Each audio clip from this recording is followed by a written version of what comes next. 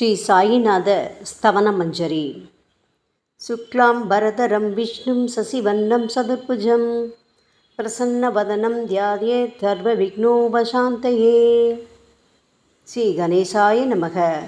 மகா கணபதியே, எல்லாவற்றுக்கும் ஆதாரமானவரே, மயூரேஸ்வரா, எல்லாவற்றுக்கும் சாட்சியாக விளங்குபவரே, கௌரியின் புதல்வரே, எண்ணங்களுக்கெல்லாம் அப்பாற்பட்டவரே, பெருத்த வயிறுடையவரே, ஸ்ரீ கணேசா, எங்களை காத்தருள்வீர். நீ எல்லா பூதகணங்களுக்கும் முதல்வன், தலைவன். எனவே கணேசன் என அழைக்கப்படுகின்றீர்கள். நீ எல்லா சாஸ்திரங்களாலும் ஏற்றுக்கொள்ளப்பட்டவர். புனிதமான முகமுடைய பாலச்சந்திரனே, எங்களை காத்தருள்வீர். ஓ சாரதே, சரஸ்வதியே, கலைவாணியே, வாக்கின் தெய்வமே, நீ வார்த்தைகளுக்கெல்லாம் தலைவி. உலகின் உயிரோட்டத்தின் காரண கர்த்தாவே நீங்கள்தான். நீங்கள் படைப்பாளிகளின் இறைவி. நீங்கள் எப்பொழுதும் இத்தேசத்தின் அணிகலன். எங்கும் நிறைந்திருக்கும் எல்லையில்லாத சக்தியே, சரஸ்வதியே, உங்கள் பாதங்களை வணங்குகிறோம். முழுமையான பரபிரம்மே, மகான்களுக்கு பிரியமானவரே, பண்டரிநாதன் உருவில் வெளிப்பட்ட அவதாரமே, எல்லையற்ற கருணை உள்ளம் கொண்டவரே, பரமதயாளா, பாண்டுரங்கா. பொம்மலாட்டக்காரன் தன் கையில் உள்ள கயிற்றால் பொம்மைகளை ஆட்டுவிப்பது போல் பிரபஞ்சம் எங்கும் நிறைந்து நின்று உலகை ஆட்டுவிக்கும் ஒரு பொம்மலாட்டக்காரர் நீங்கள். உங்கள் மெய்ப்பொருளை உய்த்துணர அறிவியல் ஏடுகளும் புனித நூல்களும் இன்னமும் முயன்று கொண்டுதான் இருக்கின்றன. மெத்த படித்தவர்களுக்கோ நீங்கள் வெளிப்பட்டதே இல்லை. ஓ சக்கரபாணியே, பாண்டுரங்கா, அத்தகைய அறிவற்றவர்கள் வெறும் வார்த்தை ஜாலங்களிலேதான் சிக்கொண்டவர்கள். மகான்கள் மட்டுமே உங்களை உணர்வார்கள். மற்றவர்கள் குழப்பமடைந்துள்ளார்கள். உங்களுக்கு பக்தியோடு கூடிய சாஷ்டாங்க நமஸ்காரத்தை செய்கிறோம். ஓ 5 முகங்கள் கொண்ட சங்கரனே, மனித மண்டை ஓடுகளான மாலை அணிந்தவரே, நீலகண்டரே, திகம்பரா, ஓம்கார வடிவானவரே, பசுபதியே, எங்களை காத்தருள்வீர். எல்லா நேரங்களிலும் எவருடைய உதடுகள் உங்களுடைய நமச்சிவாய நாமத்தை உச்சரிக்கின்றதோ அவர்களது உலகியல் துன்பங்கள் முழுமையாக நீங்கிவிடும். ஓ ஜடாமுடியை தரித்த சிவனே, உங்கள் நாமத்தின் சக்தி அத்தகையது. உங்களது பாதங்களை வணங்கி நாங்கள் ஸ்ரீ சாயிநாதரின் புகழை கூறும் இந்த துதியை எழுதுகிறோம். இந்த அருட்பணி முழுமையடைய எங்களுக்கு அருள்வாயாக நீலகண்டா, ஆலகால விஷமுண்ட சிவனே. இப்பொழுது அத்ரி மகரிஷியின் புதல்வரான தத்தாத்ரேயர், அவரவர் குலதெய்வங்கள் இந்திரன், துகாராம், ஞானிகள் மற்றும் எல்லா சாய் பக்தர்களையும் பணிகிறோம். ஸ்ரீ ஷீரடி சாய்நாதா, உமக்கு வெற்றி கிட்டட்டும். பாவிகளை கடைத்தேற்றும் கருணையுள்ளவரே, உங்கள் பாதங்களில் எங்களது தலையை வைத்து வேண்டுகிறோம். உமது பாதுகாப்பை எங்களுக்கு அருள்வாய். நீங்கள் முழுமையான பரபிரம்மம், ஆனந்தத்தின் இருப்பிடம். நீங்களே விஷ்ணு. மன்மதனை எரித்த ஊமையொரு வாகனும் நீங்களே. சாயி, நீங்கள் மனித வடிவில் தோன்றிய இறைவன். அறிவு என்னும் ஆகாய சூரியன். நீங்கள் கருணை கடல். நீங்கள் பிறவி பிணிக்கு ஓர் அருமருந்து. நீங்கள் ஏழைகளுக்கும் கீழ்த்தட்டு மக்களுக்கும் விரும்பியதை கொடுக்கும் சிந்தாமணிக்கல். நீங்கள் உங்கள் பக்தர்களை பரிசுத்தப்படுத்தும் தெய்வம். உலக வாழ்க்கை என்னும் சம்சார கடலில் மூழ்குபவர்களை காப்பாற்றும் ஓடம். நீங்கள் அஞ்சுபவர்களின் புகலிடம். சாயி, நீங்கள் இந்த பிரபஞ்சம் தோன்ற முதற்காரணமான பரிசுத்த பேரின்ப பேருணர்வு, அதாவது சைதன்யம். நீங்கள் கருணையே உருவானவர். உங்களது பலவிதமான வெளிப்பாடுகளில் இந்த உலகமும் ஒன்று. நீங்கள் பிறப்பற்றவர். சாவும் உங்களை தொட முடியவில்லை. எங்களது நீண்ட ஆழமான சிந்தனைக்கு பின் வெளிப்பட்ட கருத்தே இது என் குருநாதா. பாபா, பிறப்பு இறப்பு என்பவை அஞ்ஞானத்தால் தோன்றும் வெளிப்பாடே. ஓ மகராஜ், நீங்களோ இறப்பும் பிறப்புமற்ற சுதந்திர பறவை அல்லவா? தண்ணீர் நீரூற்றுக்காக தோன்றினால் அதன் ஆதாரம் அங்கு இருப்பதாக அர்த்தமா? ஏற்கனவே நீர் பூமிக்குள் நிரம்பி இருந்தது. பூமியின் உள்ளே இருந்து ஊற்றாக வெளியே வந்தது, அவ்வளவுதான். மணற்படுகையில் நீர் ஊற்றாக வெளிப்பட்டதும் அது நீரோடை என்று பெயர் பெற்றது. தண்ணீர் இல்லாவிட்டால் அது வெறும் மணற்படுகையே. அந்த மணற்படுகையில் தண்ணீர் ஊற்றாக வந்தாலும் அல்லது வற்றி போனாலும் தண்ணீருக்கு அதனால் ஒன்றும் ஆவதில்லை. ஏனென்றால் தண்ணீர் அந்த மணற்படுகைக்கு எந்தவிதமான முக்கியத்துவமும் கொடுப்பதில்லை. ஆனால் அறியாமையால் மணற்படுகையோ நீர் நிரம்பி இருந்தால் அது பெருமைப்பட்டு கொள்கிறது. ஆகையால் நீர் வற்றிய உடனே அது மிகவும் மனவருத்தம் அடைகிறது. இந்த மனித உடலும் ஒரு விதத்தில் அந்த மணற்படுகை போன்றதே. புனித பேரின்ப நிலையை அந்த நீரூற்றின் தூய தண்ணீருக்கு ஒப்பிடலாம். இம்மாதிரி எண்ணற்ற மணற்படுகைகள், அதாவது மனித உடல்கள் இருந்த போதிலும் அவற்றில் உள்ள நீர், அதாவது பேருணர்வு எனப்படும் சைதன்யம் மட்டும் மாறுபடுவதே இல்லை. கருணையுள்ளம் கொண்டவரே சாய்நாதா, நாங்கள் உங்களை ஆதியும் அந்தமும் இல்லாதவர், பிறப்பற்றவர் என்று கூறுவோம். இந்திரனின் கையில் இருக்கும் வஜ்ராயுதம் நீங்கள். இந்த வஜ்ராயுதம் ததீசி என்ற முனிவரின் முதுகெலும்பை கொண்டு தயாரிக்கப்பட்டது. இதுவரை இந்த பூமியில் எத்தனையோ எண்ணற்ற உயிரினங்கள் தோன்றியுள்ளன, இப்பொழுதும் தோன்றிக் கொண்டுதான் இருக்கின்றன. வரும் காலத்தில் மேலும் எண்ணற்ற உருவங்கள் தோன்றத்தான் போகின்றன. அந்த ஒவ்வொரு தோற்றத்திற்கும் ஒரு தனி உருவமும் பெயரும் கிடைக்கும். இந்த உயிர்கள் ஒவ்வொன்றும் பெயராலும் தோற்றத்தாலும் மட்டுமே இவ்வுலகில் அடையாளம் காட்டப்படுகிறது. ஆகையால் அந்த சுத்த பேருணர்வு நிலையை நீ நான் என்று பிரித்து காட்டுவது சரியல்ல. ஏனென்றால் எது இரண்டாக தோன்ற முடியாதோ அதுவே உண்மையில் பரிசுத்த பேரின்ப பேருணர்வு எனப்படும். அது ஒன்றே அனைவரின் உள்ளும் ஆத்மா என்ற பெயரில் உள்ளது. மேலும் உண்மையை சொல்வதானால் அந்த ஒரே ஒரு சுத்த பேரின்ப பேருணர்வு நிலைதான் உலகம் முழுவதும் வியாபித்திருக்கிறது. அப்படி இருக்கையில் நீ நான் என்ற வேற்றுமைகள் எவ்வாறு இருக்க முடியும்? நீருண்ட மேகத்தில் உள்ள நீரின் தன்மை உலகெங்கிலும் ஒன்றே. ஆனால் அது பூமியை அடைந்ததும் வெவ்வேறு தோற்றங்களை நதி, ஏரி, ஊற்று என ஏற்கின்றன. கோதாவரி மணற்படுகையில் விழும் நீர் கோதாவரி நதி என்றழைக்கப்படும். அதே சமயம் கிணறு ஒன்றில் விழும் நீருக்கு அந்த சிறப்பு தகுதி கிடைப்பதில்லை. கோதாவரி நதி மிகவும் புனிதமானது. சாயி, நீங்கள் அதில் உள்ள தூய நீரை போன்றவர், நாங்களோ குளம், குட்டை, சகதியில் உள்ள நீர் போன்றவர்கள். நம் இருவருக்கும் இடையே உள்ள வித்தியாசம் இதுதான். பாபா, எங்கள் வாழ்வின் குறிக்கோளை அடைவதற்கு நாங்கள் உங்களிடம் வரவேண்டும். கூப்பிய கரங்களுடன் உங்கள் பாதங்களை சரணடைய வேண்டும். ஏனென்றால் நீங்கள் ஒருவரே புனிதத்தின் உறைவிடம் என் குருநாதா. புனிதமடைந்த கோதாவரி நதி மணற்பரப்பில் மழை நீர் பாயத் தொடங்கும் போது அந்த நீர் புனிதத்தன்மையை அடையும். அதை வெறும் தண்ணீராக மட்டும் கருதினால் அந்த தண்ணீர் தான் எல்லா இடங்களிலும் இருக்கிறதே. கோதாவரி நதி தீரம் முழுவதும் புனிதமாக கருதப்பட்டது. பூமியின் அந்த மணற்பகுதி அதன் புனித தன்மையை நிர்ணயம் செய்கிறது. நீருண்ட மேகத்தினின்று கீழே விழுந்த நீரின் புனிதத்தன்மையை எந்த பூமியின் பகுதி மாற்றவில்லையோ அந்த பகுதியை கோதாவரி என்று கூறுகிறார்கள். மற்ற பகுதிகளில் விழுந்த நீர் அந்த பகுதியில் உள்ள மண்ணின் குணத்தை ஏற்றுக்கொண்டது, புனித தன்மையை இழக்கிறது. மேகத்தில் பரிசுத்தமாக இருந்த நீர் அசுத்தமாகவும் கசப்பாகவும் உப்பாகவும் மாறிவிட்டது. 6 வித உட்பகைகளான காமம், கோபம், பேராசை, வெறுப்பு, அகங்காரம், பொறாமை இவற்றை அகற்றி புனித உடலெடுத்து வந்த குருநாதா, குருதேவா, தங்களை புனித மகான் என்று அழைப்பதே சால பொருந்தும். ஆகவே நீங்களே புனித கோதாவரி. நாங்கள் உங்களை புனித கோதாவரியாக உருவகம் செய்கிறோம். இயங்கும் அத்தனை படைப்புகளிலும் நீங்கள் சிறப்புற முதன்மை பெறுகின்றீர்கள். உலகம் தோன்றியது முதலே பிரம்மா உயிர்களை படைக்க ஆரம்பித்ததிலிருந்தே கோதாவரி நதி இருக்கிறது. நீர் நிறைந்து பாயும் அந்த நதியில் இன்று வரை தண்ணீர் வற்றியதே இல்லை. ராமர் கோதாவரி நதியின் கரைக்கு வந்தபோது ஓடிக்கொண்டிருந்த தண்ணீர் இன்று வரை அதே இடத்தில் எப்படி இருக்க முடியும்? கோதாவரி நதியின் மணற்படுகை மட்டும் அதேதான். தண்ணீர் கடலை சென்றடைந்து விட்டது. ஆனால் அந்த கோதாவரி நீர் படுகையுடன் புனிதத்தன்மை மட்டும் என்றுமே மாறாமல் இன்று வரை அப்படியே உள்ளது. ஒவ்வொரு வருடமும் பழைய நீர் வெளியேறி புதிய நீர் அதற்குள் பாய்கிறது. உங்களுக்கு தெரிந்த வாழ்க்கை நியதிதானே இது. ஒரு நூற்றாண்டை ஒரு ஆண்டாக கணக்கிட்டால் அந்த நூற்றாண்டில் தோன்றிய முனிவர்கள் பாயும் நீரை போன்றவர்கள். அவர்களில் மிகப்பெரிய மகான்கள் அந்த நீரில் தோன்றும் அலைகள் போன்றவர்கள். இந்த புனித கோதாவரி நதியில் முந்தைய நூற்றாண்டுகளில் சனாதனர், சனதர், சனந்தனர் போன்ற மகான்கள் வெள்ளமாக தோன்றினார்கள். பிறகு நாரதர், தும்புரு, துருவன், பிரகலாதன், மகாபலி சக்கரவர்த்தி, சபரி, அங்கதன், வாயுகுமாரனான அனுமான், விதுரர், கோபர்களும் கோபியர்களும் வெள்ளமாக தோன்றினர். இவ்வாறு இன்று வரை கடந்த நூற்றாண்டுகள் ஒவ்வொன்றிலும் ஒன்றன் பின் ஒன்றாக மகான்களாகிய வெள்ளம் தோன்றியது. அவற்றை எல்லாம் எங்களால் ஞாபகப்படுத்தி கூற முடியவில்லை. ஓ சாயிநாதா, இந்த 19ஆம் நூற்றாண்டில் புனித கோதாவரி நதியில் சந்தேகத்திற்கு இடமில்லாமல் நீங்கள் வெள்ளமாக பாய்ந்தீர்கள்.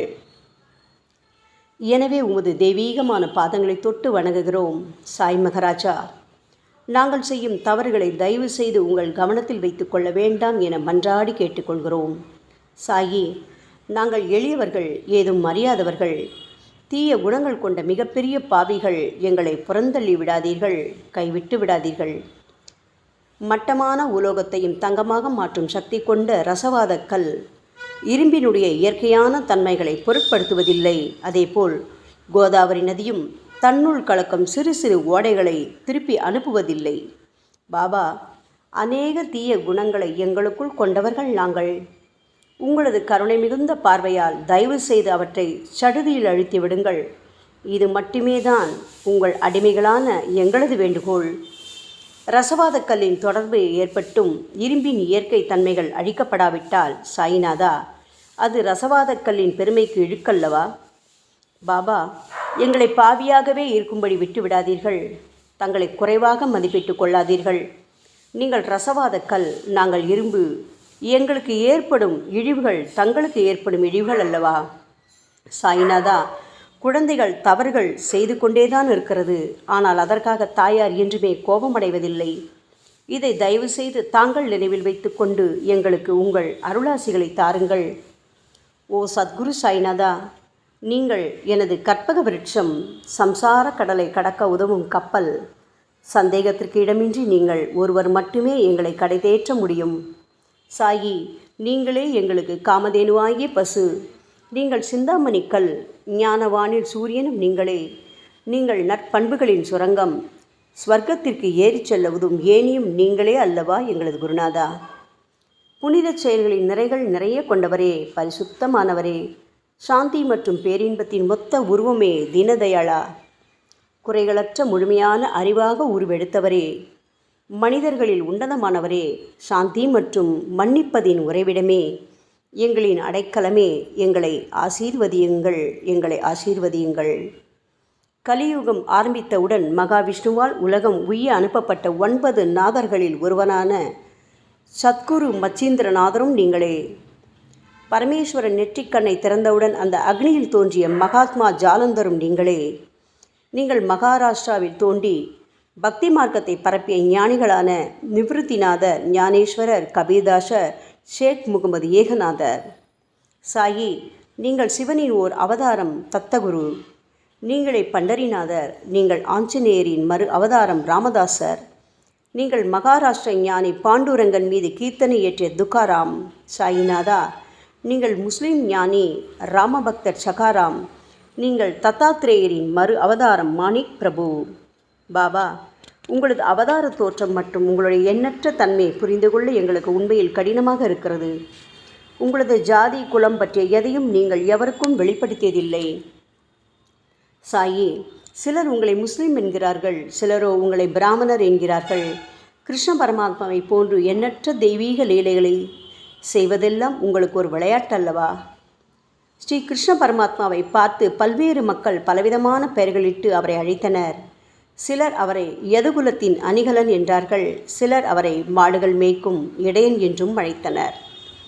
தாயான யசோதை அவரை பச்சிளம் குழந்தை என்றாள். கிருஷ்ணரின் மாமனாகிய கம்சன் அவரை உயிரை குடிக்கும் மகா காலன் என்றான். அர்ஜுனன் அவரை எங்கும் நீக்கமர நிறைந்துள்ளவர் என்றான். அவ்வாறே சாய்நாதா, ஒவ்வொரு மனிதனின் மனநிலைக்கு ஏற்ப அவரவர் எண்ணங்களுக்கு ஏற்ப உங்களுக்கு பெயர்களை சுட்டி மகிழ்ந்தார்கள். மசூதி, நீங்கள் வாழும் இருப்பிடம். உங்கள் காதுகள் இந்து மத வழக்கப்படி குத்தப்படவில்லை. அதேபோல் பாத்தியா ஓதுவதை பார்த்து நீங்கள் முஸ்லிம் என்று கூறுவது பொருத்தமானதே. சாய்நாதா, நீங்கள் துனி மூலம் அக்னியை வழிபடுவதை பார்த்து நீங்கள் ஒரு இந்து என்று முடிவு செய்யப்பட்டது. பாபா, இந்த வெளிப்புற வித்தியாசங்களை வீண் விவாதம் செய்யும் எண்ணம் கொண்டவர்களே விரும்புவார்கள். உண்மையான ஞானத்தில் ஆர்வம் கொண்டவர்கள் இந்த வெளிப்புற வேறுபாடுகளுக்கு முக்கியத்துவம் தரமாட்டார்கள். சாயி, நீங்களோ பிரம்மத்தின் நிலையில் இருக்கின்றீர்கள். ஜாதி குலம் போன்றவை உங்களுக்கு முக்கியமில்லை. நீங்கள் எல்லோருக்கும் மேலான உயர்ந்த குருவாகவும் இந்த பிரபஞ்சத்தை படைத்தவராகவும் இருக்கின்றீர்கள். முஸ்லிம் இந்துக்களிடையே பகைமையுணர்வு ஏற்பட்டதால் அவர்களுக்கிடையே இணக்கமான உறவையும் ஒற்றுமையையும் ஏற்படுத்துவதற்காகவே அல்லவா நீங்கள் மசூதியில் அமர்ந்து அக்னி வழிபாட்டை நடத்தி உங்கள் லீலைகளை பக்தர்களுக்கு காட்டினீர்கள். நீங்கள் ஜாதி மதங்களுக்கு அப்பாற்பட்டவர். நீங்கள் பிரம்மமே, நீங்கள்தானே சாயி.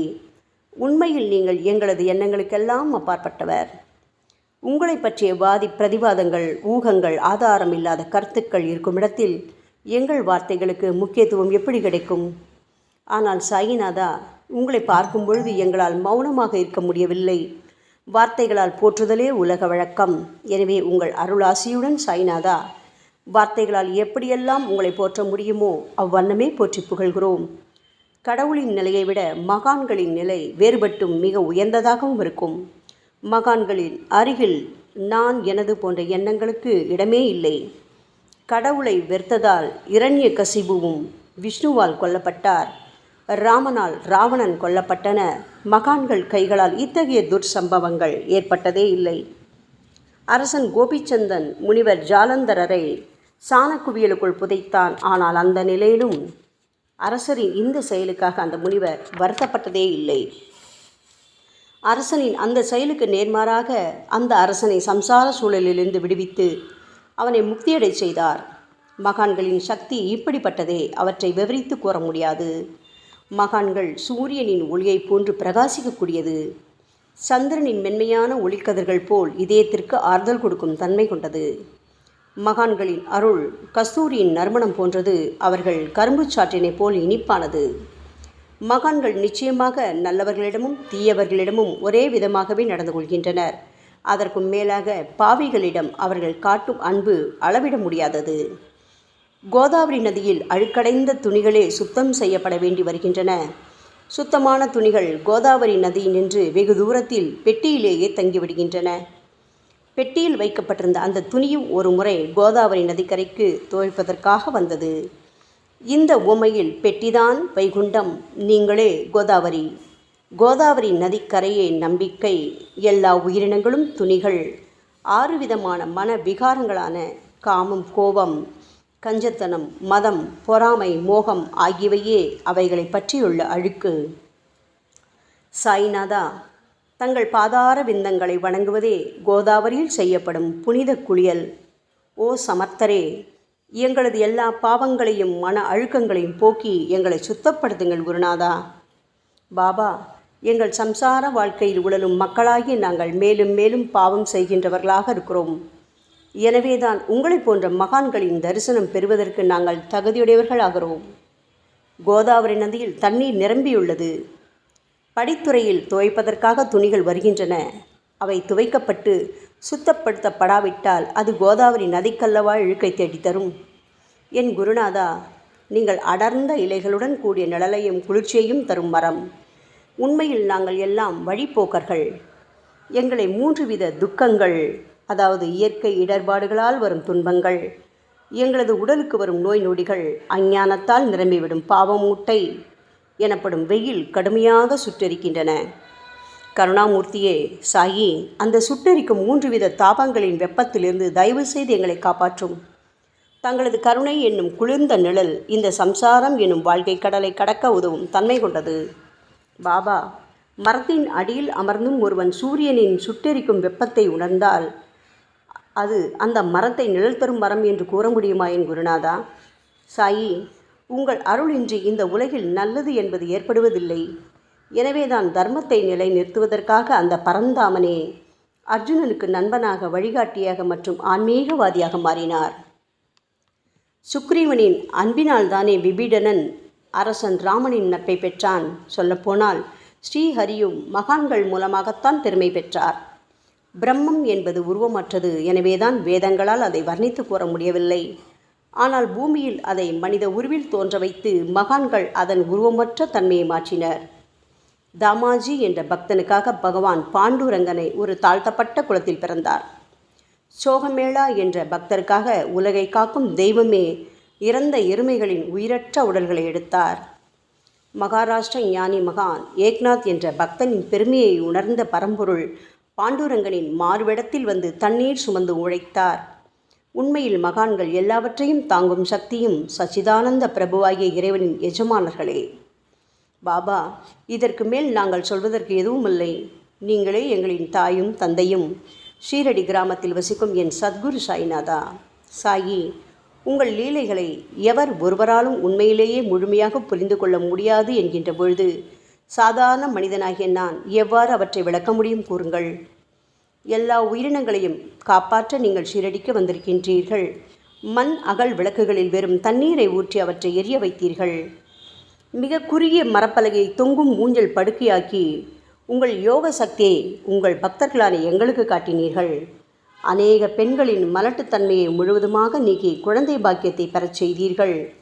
உதியின் மூலம் தீர்க்க முடியாத வியாதிகளையும் குணப்படுத்தி பரிபூர்ண சுகம் கொடுத்தீர்கள். என் சாயியே, இவ்வுலக சம்பந்தமான துன்பங்களை நீக்குவது உங்களுக்கு ஒரு பொருட்டே அல்ல. யானை ஒன்று எறும்பை சுமையாக கருதுமா? குருராயா, இப்பொழுது உங்களது பாதங்களை சரணடைந்து விட்டோம். எங்களை திருப்பி அனுப்பி புறந்தள்ளி விடாதீர்கள். எங்களின் மகாராஜ், நீங்கள் அரசர்களுக்கெல்லாம் அரசன். நீங்கள் குபேரனை விட செல்வம் அடைந்தவர். நிச்சயமாக தன்னிகரற்ற வைத்தியர். உங்களை விட மேலானவர் இந்த உலகில் நிச்சயமாக எவரும் இல்லை சாயி. மற்ற கடவுள்களை வணங்குவதற்கு தனித்தனியாக பூஜை பொருட்களும் வழிபாட்டு முறைகளும் உள்ளன. ஆனால் உங்களை வணங்குவதற்கு தகுதியான பொருட்களே இந்த உலகில் இல்லை என் குருநாதா. சூரியனின் ராஜ்யத்தில் தீபாவளி பண்டிகையை கொண்டாடுவதென்றால் எவ்விதமான பொருட்களை கொண்டு அதை கொண்டாடுவோம்? சமுத்திரத்தின் தாகத்தை தணிப்பதற்கு பூமியில் போதுமான தண்ணீர் கிடைக்காது. நெருப்பை சூடாக்குவதற்கு எங்கிருந்து அக்னியை கொண்டு வருவது? ஓ ஸ்ரீ சமர்த்த குருடாயா, பூஜை செய்ய உதவும் பொருட்கள் யாவற்றிலும் இருப்பது உன் ஆத்மாவே.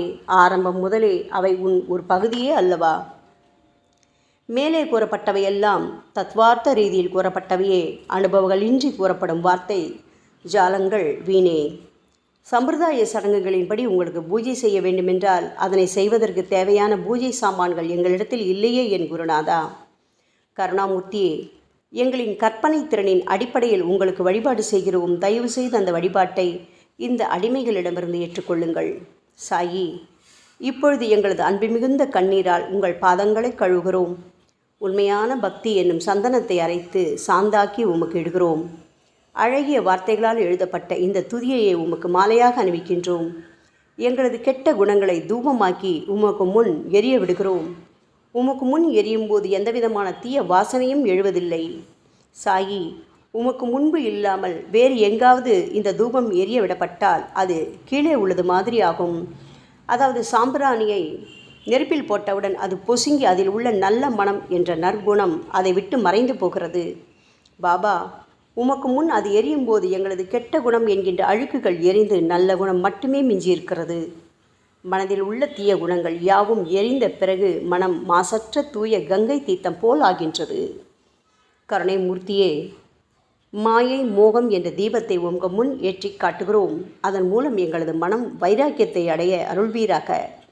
பரிசுத்தமான நம்பிக்கை என்ற சிம்மாசனத்தை நீங்கள் என்னுள் அமர்வதற்கு ஆசனமாக உமக்கு தருகிறோம். அதில் அமர்ந்து கொண்டு எங்களது பக்தி என்ற நெய்வேத்தியத்தை ஏற்றுக்கொள்ளுங்கள் சாயி. எங்களது பக்தி என்ற நெய்வேத்தியத்தை ஏற்றுக்கொண்டு அதன் சாரை மட்டுமாவது எங்களுக்கு தயவு செய்து கொடுப்பீராக. ஏனெனில் நாங்கள் எல்லாம் உமது பால்குடி மாறாத பச்சிலம் குழந்தைகள் அல்லவா. உங்கள் அருட்பாலில் எனக்கு உரிமை உண்டு. பாபா, என் மனத்தையே உமக்கு தட்சணையாக கொடுக்கிறேன். ஆகையால் நாங்கள் செய்யும் காரியங்கள் யாவற்றிலும் நான் செய்கிறேன் என்று நாங்கள் உரிமை கொண்டாட முடியாது. ஏனென்றால் நினைக்கும் மனதைத்தான் உமக்கு அர்ப்பணித்து விட்டோமே சாயி. இப்பொழுது பணிவுடன் கூடிய பிரார்த்தனையோடு உங்கள் பாதங்களில் சாஷ்டாங்க நமஸ்காரம் செய்கிறோம்.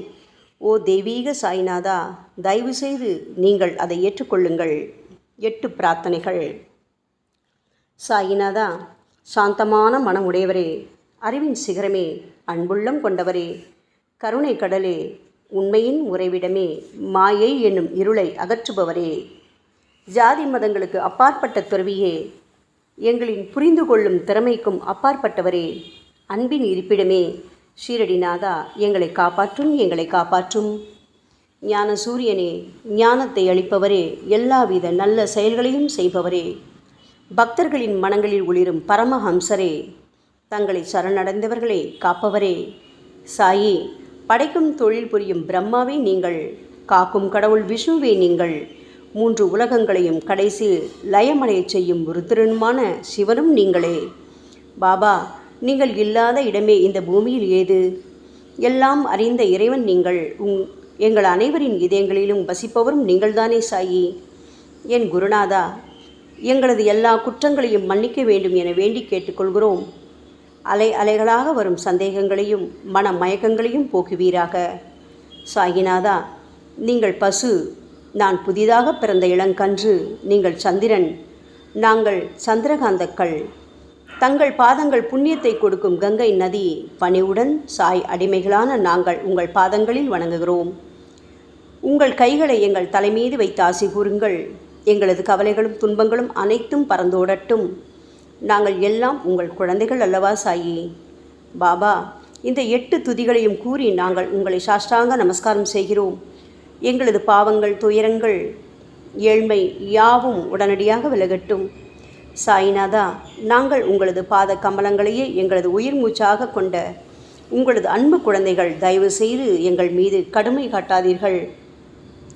நீங்கள் தூய சந்தனம், நாங்களோ முள்ளடர்ந்த புதர். நீங்கள் புனிதமான கோதாவரி, நாங்களோ பெரும் பாவிகள். ஓ குருநாதா, உங்கள் தரிசனம் கிடைத்த பிறகும் எங்களிடம் உள்ள கெட்ட குணங்கள் என்ற அழுக்கு எங்கள் மனதிலேயே தங்கி இருக்குமானால் உங்களை சந்தனம் எப்படி என்று கூறுவார்கள்? கஸ்தூரியின் அருகாமையினால்தான் மண்ணும் மலரின் தொடர்பினால்தான் நாரும் மனம் பெறுகிறது. மகான்களும் அப்படிப்பட்டவர்களே. அவர்களுடன் தொடர்புடைய எந்த பொருளும் மிகவும் உயர்வாக மதிக்கப்படுகிறது. சிவபெருமானின் விபூதி, நந்தி ஆகியவற்றை ஏற்றுக்கொண்டதால் 8 திக்குகளிலும் அந்த பொருட்கள் புகழ் பெறுகின்றன. இடையர்களை மகிழ்விப்பதற்காக யமுனை நதிக்கரையில் உள்ள பிருந்தாவனத்தில் உலகிற்கெல்லாம் இறைவனான கிருஷ்ண பரமாத்மா ஊரியடி என்ற விளையாட்டை விளையாடினான். அனைவராலும் அது ஏற்றுக்கொள்ளப்பட்டது. ஆகவே நாங்கள் பாவிகளான போதிலும் உங்கள் சேவையில் ஈடுபட்டுள்ளோம். ஓ குருநாதரே, எங்களது நிலைமையை பற்றி மனதில் தயவு செய்து எண்ணிப்பாரும். ஓ சாயிநாதா கருணாமூர்த்தியே, இந்த லௌகீக உலகிலோ அல்லது ஆன்மீக வழியிலோ எந்த விஷயங்களெல்லாம் எங்களுக்கு சந்தோஷத்தை கொடுக்கும் என எங்களது மனம் சந்தேகமில்லாமல் நம்புகின்றதோ அவற்றையெல்லாம் நீங்கள் எங்களுக்கு அளித்தருள வேண்டும் சாயி. உங்களது கருணையால் இந்த மாதிரி செய்துவிடுங்கள் சாயி. எங்களது மனத்தை அடக்கி விடுங்கள். சமுத்திரங்கள் எல்லாம் தித்திப்பாக மாறினால் பிறகு அவை உப்பு கரிக்குமே என்ற பயம் தோன்றாதே. பாபா, சமுத்திரத்தை தித்திப்பாக்கும் சக்தி உங்களுக்கு உண்டு. ஆகையால் தான் எங்களது இந்த வேண்டுகோள். தயவு செய்து இந்த வேண்டுகோளை நிறைவேற்றுங்கள் சாயி. எங்களிடம் என்னென்ன குறைகள் உண்டோ அவை அனைத்தும் உங்களுடையதே. ஆத்ம ஞானம் பெற்றவர்களில் முதலிடத்தில் உள்ள உங்களிடம் குறை என்பதை பொருந்தாதே. சரணாகத வச்சலா, இப்பொழுது இதற்கு மேலும் நான் ஏன் அதிகம் பேச வேண்டும்? நீங்கள் மட்டும்தானே எங்களது ஒரே அடைக்கலம். தாயின் இடுப்பில் உள்ள குழந்தை இயல்பாகவே பயமற்று இருக்கும் அல்லவா? மகாராஜா, இந்த துதியை எவரவர்களெல்லாம் அன்புடனும் ஆத்மார்த்தமாகவும் படிக்கின்றார்களோ அவர்கள் ஒவ்வொருவரின் ஆசைகளை தயவு செய்து நிறைவேற்றி கொடுங்கள் சாயி. இந்த துதியை படிப்பவர்களின் 3 வித தாபங்களையும், இயற்கையின் இடர்பாடுகளில் வரும் துன்பங்கள், நமது உடலுக்கு வரும் நோய் நொடிகள், அஞ்ஞானத்தால் நிரம்பிவிடும் பாவம் மூட்டை ஓராண்டிற்குள் விலகிவிடும் என்பதே இந்த துதிக்கு உங்களது ஆசையாக என்றென்றும் நிரந்தரமாக இருக்க வேண்டும் பாபா. பாராயண முறை. குளித்து முடித்துவிட்டு மனதில் முழுமையான நம்பிக்கையுடன் தொடர்ந்து இந்த துதியை பாராயணம் செய்ய வேண்டும். அப்படி முடியாவிட்டால் வாராவாரம் வியாழந்தோறும் சத்குருவை வணங்கி அவர் உருவை தியானம் செய்து கொண்டு இந்த துதியை பாராயணம் செய்யுங்கள். இதுவும் கூட முடியாவிட்டால் மாதம் வரும் 2 ஏகாதசி தினங்களில் இந்த துதியை பாராயணம் செய்யுங்கள். இது ஏற்படுத்தும் விளைவுகளை பார்த்து அதிசயப்படுவீர்கள். குருமூர்த்தியான சாய்நாதர் இந்த துதியை பாராயணம் செய்பவர்களுக்கு இவ்வுலகியல் ஆசைகளை முழுமையாக உடனடியாக நிறைவேற்றுவார். இந்த துதியை திரும்ப திரும்ப பாராயணம் செய்வதால் முட்டாள்கள் கூர்மையான புத்தியை அடைவார்கள். யாருடைய வாழ்நாளாவது குறைவானதாக இருப்பேன் இந்த துதியை அவர்கள் படிப்பதால் 100 ஆண்டு காலம் வாழ்வார்கள். இந்த துதியை தொடர்ந்து பாராயணம் செய்து வந்தால் செல்வம் குறைவாக ஏழையாக இருந்தால் செல்வத்தின் அதிபதி குபேரன் அவர்கள் வீட்டிற்கு வந்து தங்கி அவர்களுக்கு ஏவல் புரிவான். இது சத்தியம், இது சத்தியம், இது சத்தியம் என 3 முறை கூறுகிறார். குழந்தை செல்வம் இல்லாதவர்கள் இந்த துதியை தொடர்ந்து படித்து வந்தால் குழந்தை செல்வம் பெறுவர். இந்த துதியை படிப்பவர்களின் வியாதிகள் எல்லா பக்கங்களிலும் பறந்தோடிவிடும். வியாதி நின்று குணம் கிடைக்கும். இந்த துதியை திரும்ப படித்தால் பயம் மற்றும் கவலை மறைந்து போகும். மதிப்பும் மரியாதையும் கிடைக்கும். அழிவற்ற பிரம்மத்தை உணர்வார்கள். பிரம்ம ஞானம் கிட்டும். அறிவுடையோரே, இந்த துதியின் மீது உங்கள் இதயங்களில் முழுமையான நம்பிக்கை வையுங்கள். சந்தேகங்கள், நம்பிக்கையின்மை, தவறான எண்ணங்கள் ஆகியவற்றுக்கு கொஞ்சம் கூட மனத்தில் இடம் கொடுக்காதீர்கள். ஷீரடிக்கு புனித பயணம் மேற்கொள்ளுங்கள். பாபாவின் தாமரை பாதங்களை மனதில் இருத்துங்கள். அவர் அனாதைகளின் உறவினர், பக்தர்களின் விருப்பங்களை நிறைவேற்றும் கற்பகத்தரு, கேட்டதை கொடுக்கும் கலியுக தெய்வம். பாபாவால் உணர்வூட்டப்பட்டு இந்த துதியை நான் இயற்றினேன். இல்லாவிட்டால் எந்த விதமான முக்கியத்துவமும் இல்லாத என்னால் இந்த துதியை எவ்வாறு எழுத முடியும்? ஆங்கில ஆண்டு 1918 புரட்டாசி மாதம் வளர்பிறையில் விநாயக சதுர்த்தி அன்று சூரிய உதயத்துக்கு முன் இந்த பாமாலை நிறைவு செய்யப்பட்டது. புனிதம் வாய்ந்த நர்மதா நதிக்கரையில் இந்தூருக்கு அருகிலுள்ள ஊரான மகேஸ்வர கஷேத்திரத்தில் ஸ்ரீ அகல்யா தேவியின் சந்நிதியில் சாயிநாதரை போற்றி பாடும் இந்த சவண மஞ்சரி நிறைவடைந்துள்ளது. மகேஸ்வரம் என்ற புனித தலத்தில் இந்த துதி நிறைவடைந்தது. ஸ்ரீ சாயிநாதர் என் மனதிற்குள் புகுந்து இந்த துதியின் ஒவ்வொரு வார்த்தையையும் புற வைத்தார். தாஷ்கன் மகராஜ் எல்லா ஞானிகள் மற்றும் துறவிகளின் வேலையாள். எங்கும் மங்களம் பொங்கட்டும். ஸ்ரீ சாயிநாதரை போற்றி பணிவுடன் எழுதப்பட்ட இந்த ஸ்ரீ சாயிநாத ஸ்தவன மஞ்சரி என்ற துதி பாராயணம் செய்பவர்கள் சம்சார கடலை கடக்க உதவட்டும். இது ஸ்ரீ பாண்டுரங்கனுக்கு தாஷ்கனு மற்றும் சாய் பக்தர்களின் நம்பிக்கை மற்றும் பணிவோடும் கூடிய பிரார்த்தனை. மங்களம், சுபமங்களம். ஸ்ரீ சச்சிதானந்த சமர்த்த சத்குரு ஸ்ரீ சாய்நாத் மகராஜ் கி ஜெய். ஓம் சாய்ராம்.